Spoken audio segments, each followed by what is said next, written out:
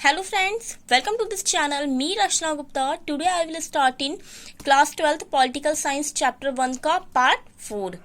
इससे पहले के जो हमारे टॉपिक थे उसमें हमने लास्ट में पढ़ा था कि भारत और शीत युद्ध के बारे में, जिसमें गुटनिरपेक्ष आंदोलन में भारत ने क्या करा था, दो स्तर पर किस तरीके से अपनी भूमिका निभाई थी। नेक्स्ट पॉइंट है इसमें हमारा गुटनिरपेक्ष नीति आलोचना के कारण। जो गुटनिरपेक्षता की नीति थी आखिरकार उसकी आलोचना क्यों की गई थी। बुक में इसका काफ़ी ज़्यादा लॉन्ग दे रखा है, तो ये शॉर्ट में मैंने आपके लिए पॉइंट्स तैयार किए हैं और ये हमारा आखिरी टॉपिक है। और इसके बाद हम पढ़ेंगे 3 संधियों के बारे में। मैंने कहा था डीपली मैं बाद में बताऊंगी। स्टार्ट करते हैं। पहला पॉइंट क्या है इसमें हमारा कि भारत क्या करता था, अपने राष्ट्रीय हितों को साधने के लिए अक्सर अंतर्राष्ट्रीय मामलों पर कोई सुनिश्चित पक्ष लेने से हमेशा बचता रहा। तो इस मामले में क्या था, भारत को जो गुटनिरपेक्षता था उसको सिद्धांत विहीन कहा जाता था। भारत की गुटनिरपेक्षता को सिद्धांत विहीन कहा जाता था। 1 मार्क्स में आपसे पूछा जा सकता है ये क्वेश्चन। और दूसरा तर्क साथ में क्या कहा जाता था, यहाँ पर बुक का एक पॉइंट अगर हम देखें कि भारत के व्यवहार में स्थिरता नहीं है। और कई बार भारत की स्थिति क्या थी, विरोधाभासी थी। यहाँ पे कैसी स्थिति थी इसकी, विरोधाभासी। तो भारत ने क्या करा था, यहाँ पर भारत ने अगस्त, वो एक महाशक्ति के साथ उसने क्या करा था, जुड़ गया था। अगस्त 1971 में सोवियत संघ के साथ मित्रता की संधि पर हस्ताक्षर किए थे।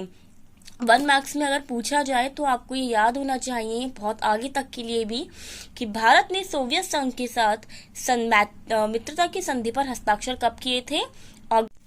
अब इसका ये बाद वाला सबसे आखिरी पॉइंट है। इसमें सिर्फ 2 ही पॉइंट्स हैं वीडियो में, जो मैंने आपको कहा था कि मैं सबसे लास्ट पार्ट में कवर कराऊंगी। हमारी पहली संधि क्या थी, यहाँ पे सीमित परमाणु परीक्षण संधि, जिसे क्या कहते हैं, LTBT। इसका मतलब क्या था यहाँ पर कि वायुमंडल जो है वो बाहरी अंतरिक्ष तथा पानी के अंदर परमाणु हथियारों के परीक्षण पर प्रतिबंध लगाने वाली संधि। इससे क्या था, अंतरिक्ष, वायुमंडल, बाहरी या पानी के अंदर परमाणु हथियारों पर जो परीक्षण होता है उस पर क्या हो, रोक लगाई जाए। ठीक है। और साथ ही साथ इस संधि पर अमेरिका, ब्रिटेन, सोवियत संघ ने मास्को में क्या करा था, हस्ताक्षर किए थे कि 5 अगस्त 1963 को। किस किसने किए थे हस्ताक्षर, ध्यान देने की बात है इसमें। यहाँ पर हस्ताक्षर किए थे पहले अमेरिका, ब्रिटेन, सोवियत संघ और मास्को ने। ठीक है। अगली कौन सी है इसमें हमारी, परमाणु अप्रसार संधि यानी NPT। इसमें क्या था हमारा कि यह संधि केवल क्या करती थी, परमाणु शक्ति संपन्न देशों को एटमी हथियार रखने की अनुमति देती थी। किनको, जो परमाणु शक्ति से संपन्न थे। कौन, परमाणु अप्रसार संधि यानी सेकंड संधि। और बाकी देशों को ऐसे हथियार हासिल करके रखने से रोकती थी। परमाणु अप्रसार संधि के उद्देश्यों को ध्यान में रखते हुए क्या था, यहाँ पर उन देशों को परमाणु शक्ति से संपन्न माना गया जिन्होंने 1 जनवरी 1967 में पहले किसी परमाणु हथियार और अन्य विस्फोटक परमाणु सामग्रियों का निर्माण और विस्फोट किया हो। ठीक है, क्लियर। इस परिभाषा के अंतर्गत क्या था, 5 देशों को यहाँ पर संपन्न माना गया था। कौन कौन से 5 देश थे, अमेरिका, सोवियत संघ, ब्रिटेन, फ्रांस और चीन। ठीक है। इस संधि पर क्या था, 1 जुलाई 1968 को कहाँ पर हस्ताक्षर हुए थे, वॉशिंगटन, लंदन और मास्को में। ठीक है। और ये कब संपन्न हुई थी, 5 मार्च 1970 को। थर्ड क्या थी हमारी, सामरिक अस्त्र परिसीमन। ठीक है, जिसे आप क्या कहते हैं, परमाणु मिसाइल परिसीमन संधि यानी एविट्रॉम-टीट्री। इसमें क्या था हमारा कि सामरिक अस्त्र परिसीमन वार्ता का पहला चरण क्या था यहाँ पर कि 1969 नवंबर में स्टार्ट हुआ। और क्या था कि सोवियत संघ के जो नेता थे यहाँ पे, कौन थे नेता, लियोनिड ब्रेजनेव। और अमेरिका के राष्ट्रपति कौन थे उस समय, रिचर्ड निक्सन। इन्होंने यहाँ पर क्या था, निम्न समझौतों पर हस्ताक्षर किए थे। वो कौन कौन से थे, निम्न मेन आपको ध्यान रखने हैं, 3 ही है इसमें। ठीक है। परमाणु मिसाइल परिसीमन संधि एविट्रॉम-टीट्री, ये पहला था हमारा। और दूसरा क्या था हमारा इसमें, सामरिक रूप से घातक हथियारों के परिसीमन के बारे में अंतरिम समझौता।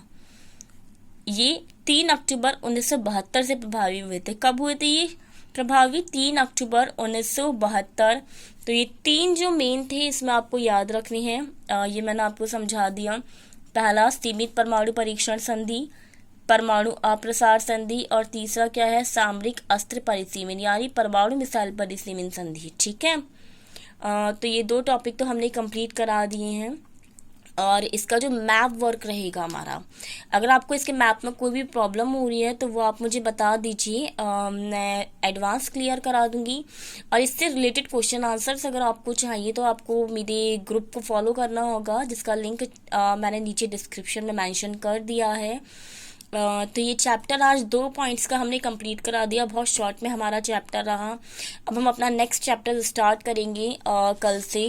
वो है हमारा इसमें 2 ध्रुवीयता का अंत, जिसके नोट्स मैं आपको बता दे रही हूँ। मेरे पास प्रॉपर एडवांस हैं, मैं आपको नोट्स से ही पढ़ाऊँगी। और ये जो मेरे प्रॉपर नोट्स थे, इनका लिंक मैंने नीचे टेलीग्राम डिस्क्रिप्शन में भेज दिया है। जो नीचे मैंने लिंक दिया है टेलीग्राम का, तो आप लोग एक बार चेक कर लीजिएगा। और कोई भी डाउट हो तो आप मुझे पर्सनली टेलीग्राम पे मैसेज कर सकते हैं guys. Okay, thank you so much. और अगर आपको ये वीडियो अच्छी लगती है, आपको समझ में आ रहा है, तो एक बार प्लीज़ कमेंट बॉक्स में लिख दीजिएगा कि ओके समझ में आ रहा है सब कुछ। सो guys, thank you so much. हम लोग बहुत जल्दी कोशिश करेंगे कि ये कोर्स कंप्लीट कर लें। एक्चुअली मेरा थोड़ा सा ये फ़ोन और नेट का इशू नहीं रहता, तो मैं ये बहुत जल्दी कंप्लीट करा देती। So guys, thank you so much, but फिर भी मैं जल्दी करूँगी कंप्लीट कराने के लिए। Bye bye, take care.